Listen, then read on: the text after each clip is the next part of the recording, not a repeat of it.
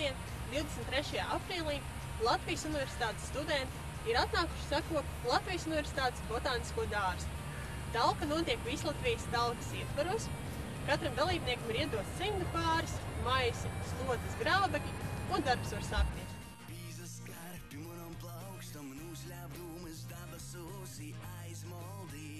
Uz talku bija ieradušies aptuveni 30 studenti, ne tikai no Latvijas Universitātes, bet arī Kultūras akadēmijas.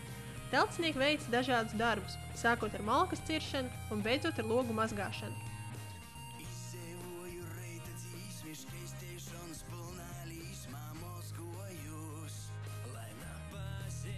Pēc darba telcinieki iekūra uguni un ieturēja maltīti.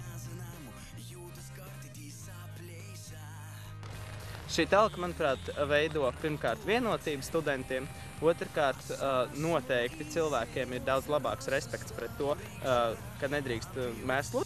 Galu galā mēs esam studenti, mēs esam Latvijas Universitātes studenti un mēs ļoti bieži mēs ņemam mācībās, mēs ņemam studijās, mēs iegūstam zināšanas un reti, kad mums tāda izdevība dot arī atpakaļ.